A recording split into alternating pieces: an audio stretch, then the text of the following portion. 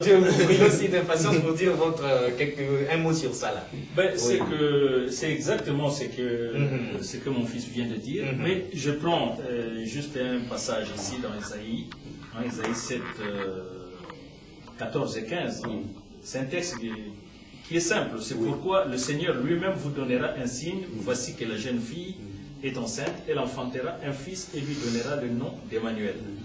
Il mangera de la crème et du miel jusqu'à ce qu'il sache refuser ce qui est mauvais et choisir ce qui est bon. Donc, il mangera ce qu'ils l'ont mis au monde manger, jusqu'à ce que lui-même puisse discerner ce qui est bon et ce qui est mauvais. Alors, je prends cet exemple-là, puisque mon fils a pris sur Paul, Paul qui a été un grand théologien, parce que c'était un juriste. Lorsqu'on dit le scribe, on pense que le scribe c'est quelqu'un qu'on met à côté pour prendre des notes. Non, c'était un juriste. Alors, ici, on est né quelque part et on doit être élevé selon le contexte, selon la culture de là où on est né. Mais on est obligé de manger ce qu'on mange là.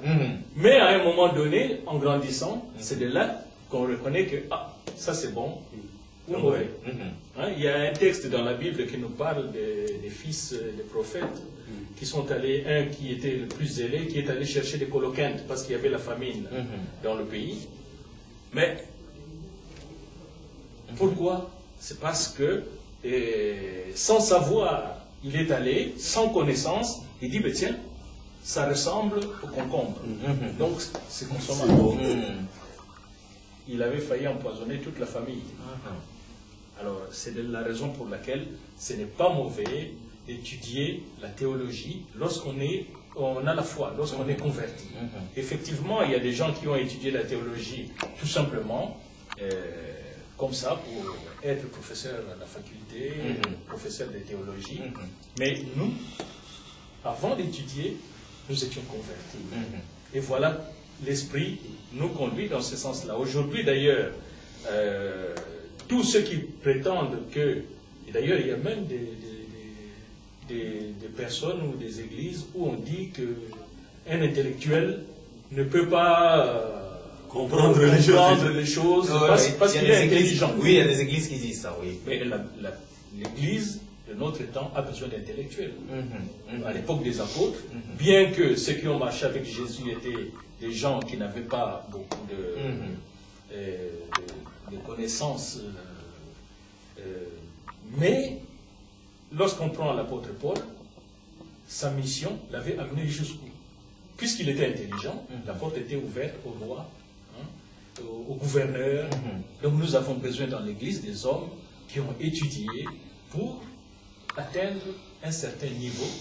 Parce que la mission du Christ n'est pas seulement parmi ceux qui n'ont pas étudié ou bien parmi les pauvres, les malheureux. Non, nous devons aller plus loin. Ah oui, c'est vrai, on est d'accord avec vous, l'homme de Dieu, parce que tout le monde le sait. Même ceux-là qui veulent marcher sur la science comme pour l'écarter. On sait très bien que dans l'Église, quand il y a des étudiants, quand il y a des intellectuels, quand il y a des gens qui sont quand même outillés, c'est toujours bien, unis à la conversion qu'ils ont, les bases qu'ils ont déjà d'être convertis, et ça fait beau, et puis on peut faire face au monde, on regarde autrement les choses, et ça fait grandir. C'est très très bien, on est d'accord, à moins que vous ayez quelque chose à ajouter, nous on repasse de l'autre côté. Non, ça va. Ok. Cela dit, donc on revient sur vous, l'homme de Dieu, donc c'était une manière d'enlever l'équivoque, parce qu'il y en a toujours qui pensent que lorsque un homme de Dieu a déjà dit que bon, j'ai fait des cours théologiques, alors là on le met déjà de côté parce que justement c'est pas ça le Saint-Esprit, donc c'était comme qui dirait donc une mauvaise manière de voir les choses. Cela dit, la réforme de l'Église, on y est déjà, on y est maintenant là, on va y plonger, mais on vous dit déjà d'entrée de jeu que vous aviez dit des choses dans votre introduction que nous n'aurions pas pu pour avoir le courage de dire nous, et nous nous sommes dit heureusement que c'est vous-même qui le dites, parce que là vous avez dit qu'il y a quand même des hommes de Dieu qui mélangent et le spirituel et le matériel, qui font comme introduire dans l'Église ce qui ne devait pas y être. Donc, est-ce que c'est parce que l'Église s'est égarée? Est-ce que c'est parce qu'on a perdu le nord? que vous parlez de réforme où l'Église se porte bien, tout va bien, mais vous voulez quand même qu'on réforme quelque chose. Parce qu'il y en a qui protestent, ils disent on est bien, ça va, on ne sait pas pourquoi on parle de réforme. Vous savez, ce serait nous voiler la face si nous passons devant des milliers des hommes et des femmes et des enfants. Ce serait de la malhonnêteté dire que tout va bien. En tout cas, ce serait de la malhonnêteté. Vous savez, papa, il y a, lorsque nous lisons Ésaïe chapitre 2, j'aimerais quand même lire les textes. Oui, c'est très important. Il y en a qui comprennent seulement quand c'est lu. Ésaïe chapitre 2. La Bible dit ceci. La Bible dit, verset 2. Il arrivera dans la suite des temps que la montagne de la maison de l'Éternel sera fondée sur les sommets des montagnes, qu'elle s'élèvera par-dessus les collines et que toutes les nations y afflueront. Des peuples s'y rendront en foule et diront, venez et montons à la montagne de l'Éternel, à la maison du Dieu de Jacob, afin qu'il nous enseigne ses voies et que nous marchions dans ses sentiers, car de Sion sortira la loi et de Jérusalem la parole de l'Éternel. Qu'est-ce qui se passe aujourd'hui? Ça, c'est une prophétie messianique. C'est quoi une prophétie messianique? Ce sont les paroles qui devaient s'accomplir entre les deux venues du Seigneur. Donc il y a la première venue avec la naissance à Bethléem et la seconde venue pour prendre l'Église, pour régner avec l'Église. Entre cet espace-là, c'est le temps messianique. Alors toutes les prophéties qu'Ésaïe a données devaient s'accomplir en ces temps-là. Maintenant, il dit, il arrivera dans la suite des temps que la montagne.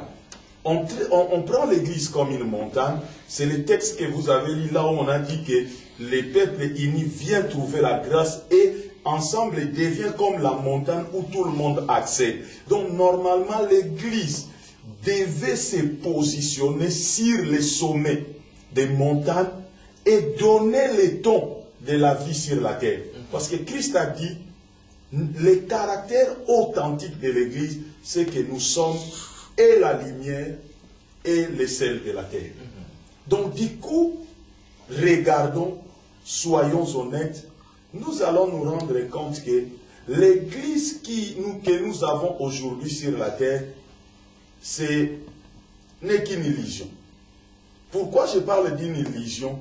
Parce que cette Église-là a des gens sur la terre, mais dire à ces gens-là, arrêtez de vivre normalement parce que nous irons vivre bien au ciel. Maintenant, pendant tout ce temps-là, les gens ne vont pas aller au ciel et dans l'immédiat, mais continueront à vivre sur la terre. Et les problèmes pour lesquels on est en train de parler de la réforme aujourd'hui, nous mettons un peu de côté les habitudes ou les conduites des gens, mais c'est le problème. Donner des solutions réelles aux problèmes des gens sur la terre. C'est l'Église qui devait éduquer les nations. Donc, les églises devaient être des centres d'éducation. Regarde, j'ai dit quelque chose. J'ai dit, dans un magazine, je crois Financial Times, comme ça, il y a quelques années, quand on a eu les premiers problèmes qu'on a eu aux États-Unis avec où il y a une société, je ne sais pas, Enron ou quoi, une société qui avait des problèmes où on avait camouflé les comptes. Dans ces magazines, on se rend compte que c'était la noyade. Oui, dans ces magazines-là, je crois Financial Times, on disait aujourd'hui, il y a une race de managers que le monde doit produire. Ces managers doivent être des intègres, des hommes intègres et des hommes honnêtes.